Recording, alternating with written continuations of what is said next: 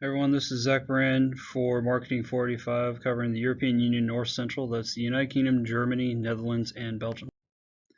General description of the region. Germany is the largest country of the region, or the 7th largest in Europe. The United Kingdom is the 2nd largest, especially when you consider that the overseas territories that they have. The Netherlands is the 3rd largest of the region, or the 32nd largest country in Europe, and Belgium is the smallest with the 34th largest in Europe. Germany has a population of 83 million and some change, with about 233 people per square kilometer, most who live in Berlin, Hamburg, or Munich. They're the 3rd largest exporter in the world, which is about half of its total economic output. They trade primarily with the United States, which accounts for 9% of their total exports. Their top 2 exports are motor vehicles, trailers, and semi-trailers at 14% of their total exports, followed by chemicals and chemical products at 9%. Their top 2 imports are motor vehicles, trailers, and semi-trailers at 11% of total imports, followed by electronics and optical products at 11%. Trade with Germany has been minimal at best all the way from after the First and Second World Wars until around the mid-1960s, and then trade with Germany oscillated back and forth around 2011 when it began to consistently rise, as you can see by this graph. The United Kingdom has a population of about 67 million people in 2019, with about 278 people per square kilometer, most who live in London, Birmingham, or Liverpool. The United States accounts for 14% of their total exports, or around 59.1%, or 59.1 billion US dollars. The top 2 exports are mechanical machinery at 14% of total exports, and cars at 10% of total exports. Their top 2 imports are electrical machinery, 13%, and mechanical machinery at 10%. The UK's trade balance has been in deficit since 1998 due to deficits specifically in goods. Trade in goods and services has been gradually declining since 1986 after peaking at 75% in 1985. The Netherlands has a population of 17 million and some change, with about 408 people per square kilometer, mostly live in Amsterdam, Rotterdam, or The Hague. The United States accounts for 4.5% of their total exports, or around $22 billion US dollars. The Netherlands derives more than 2/3 of their GDP from merchandise trade. Their main exports are machinery and transport equipment, or 28% of total exports, and mineral fuels at 23%. Their top 2 imports are fuel at 29% of total imports, and machinery at 26%. Countries' trade with the United States began to drastically rise around the same time as the UK, when the population drastically recovered from World War II. Belgium has a population of about 11 million people, with about 377 people per square kilometer, most who live in Brussels, Antwerp, or Ghent. The United States accounts for 5.8% of its total exports, or around 23 billion US dollars. Foreign trade accounts for approximately 70% of their economy. Their top 2 exports are the automobile and medications, although detailed statistics are not available. And their top 2 imports are machinery and equipment, as well as chemicals, although, again, didn't find any detailed statistics. Belgium has welcomed hundreds of U.S. firms into their territory, many who have European headquarters there. U.S. companies are heavily represented in investments in the chemical sector, automotive assembly, petroleum refineries, and pharmaceutical sectors. In terms of GDP per capita, Germany's average GDP per capita was 46,747 in 2019. The United Kingdom's was 42,514 US dollars in 2017. The Netherlands averaged 35,509 US dollars from 1960 until 2017. It's been mostly the same. Belgium also has averaged 31,404 US dollars from 1960 to 2017, so roughly about the same as well. To measure income distributions, I use something called the Gini coefficient, which basically uses cumulative proportions of different factors in order to assign a value to equality and inequality. So in this case, 0 is perfect equality and 1 is perfect inequality. Germany's number is 0.29, the UK is 0.35, which is the worst in this list. The Netherlands is 0.28, and Belgium is 0.27, which is the best of the list. Germany's economy in 2017 was worth $3,677.44 billion US dollars and has had 2% annual growth from 1971 to 2019. The UK's was worth $2,622.43 billion US dollars and averaged a 2.45% increase from 1956 to 2019. The Netherlands was worth $826.2 billion US dollars and grew 2.23% from 1989 until 2019. Belgium was worth $492.68 billion US dollars and grew 2.22% from 1981 until 2019. All countries have relatively similar growth and market potential. They're heavily interconnected economically, with a significant portion of the UK population embedded in other countries. They don't just live in the British Isles. Similar marketing segments could be applied and adapted to these different countries, although the United Kingdom is a special case that needs to be considered as its own segment. Germany speaks 95% standard German, with a small percentage of other different languages.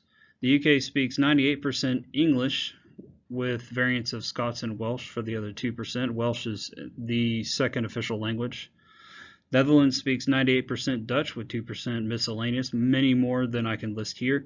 And Belgium speaks 3 official languages of Dutch, French, and German. Germany's 2 biggest religions are 56% Christian for the population and 5% Islamic, with the rest being miscellaneous. The UK is 59.5% Christian and 25.7% don't declare religion at all.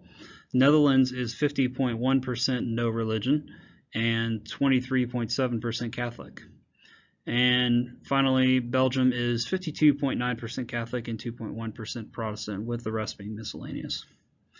Specific aspects concerning these countries to consider is that Germans place a high priority on structure, privacy, and punctuality.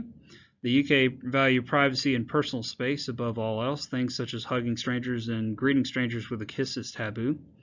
The Netherlands culture revolves around something that is basically sociability, stemming from different wars. They're very accepting of other cultures, very sociable, so very much the opposite of the UK in many respects. The single most significant characteristic of Belgium is that the languages divide the country. So on one side of the country they speak only one language, and another side of the country they only speak another. It's a very hard line.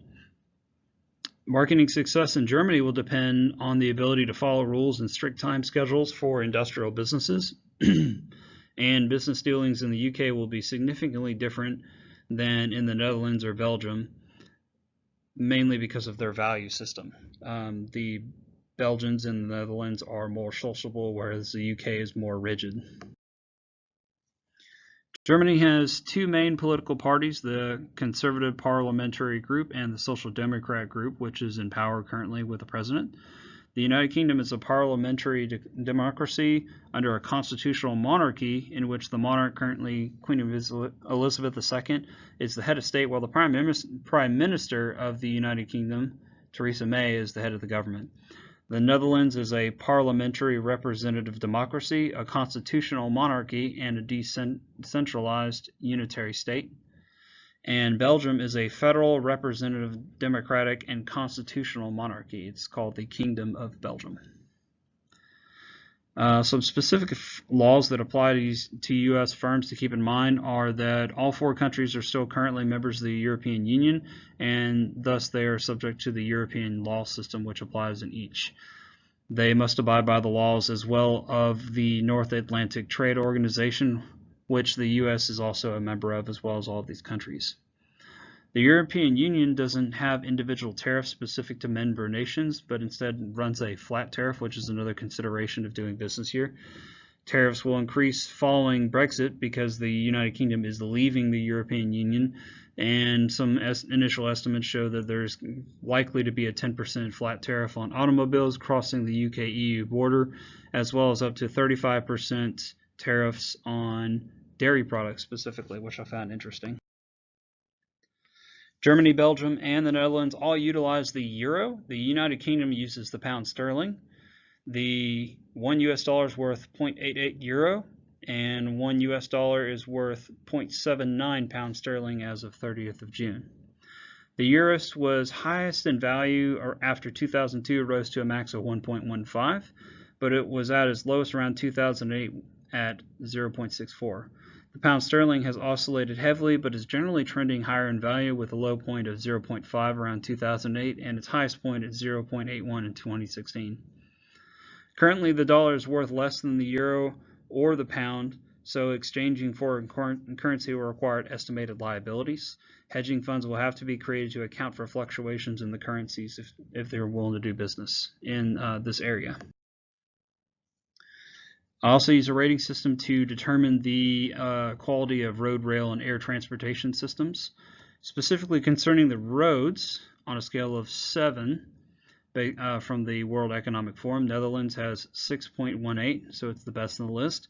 Germany has 5.46, UK has 5.17, and Belgium has 4.39.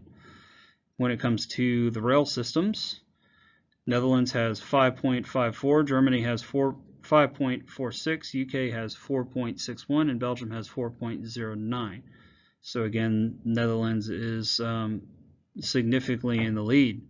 The Netherlands also has a 6.30 score for their air systems. The UK has 5.67, Germany has 5.62, and Belgium has 5.60. All countries are classified to have highly developed communication systems, but the systems do vary in size because they do have significantly different amounts of land to cover. In terms of the population that uses internet, Germany's population, 89.6% use the internet. In the United Kingdom, 81.7% use the internet. In the Netherlands, it's 92.1%, and in Belgium, it's 76.2%. There are 102 marketing research companies in Europe, only 43 in the UK, 47 in the Netherlands, and 31 in Belgium. Of the population that buys over the internet, Germany's population, about 67.6% buy over the internet, 79% buy over the internet in Netherlands, 60% in Belgium, and didn't manage to find a number for the United Kingdom that use the internet to buy. But because of this, internet marketing is significant in all four except for the UK, which we don't have special statistics for. As far as advertising agencies, retail services, there's 33 companies, 33 advertising and 97 retail companies in Germany. There's 32 advertising and 89 retail services in the companies in the UK, 16 and 69 in the Netherlands, and 16 and 73 in Belgium. Because all the countries are highly developed in terms of their communication systems, the cost of getting advertising costs and stuff like that is likely to be very low when marketing to this specific group. In terms of some specific marketing information, Brexit, the United Kingdom exiting the European Union, is a huge concern to international businesses. Fluctuations in the value of the US dollar, the pound sterling, and the euro are likely to occur over the next several years because of their decision to leave the Union. Tariffs between the United States and the European Union could make conducting business challenging, especially since tariffs would specifically deal with steel and other industry products. Trump is proposing one right now, actually.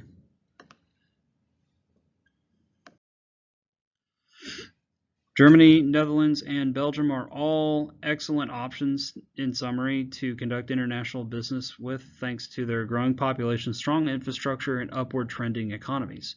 The United Kingdom is not necessarily a great position for international business until the effects of Brexit are quantified. The country could impose its own tariffs, customs regulations, and other applicable laws that can negatively affect foreign direct investment and other business models.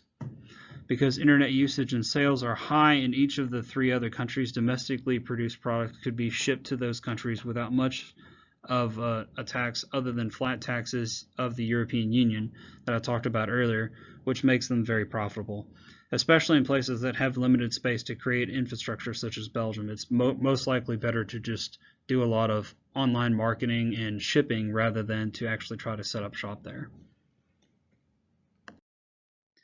And here are my sources.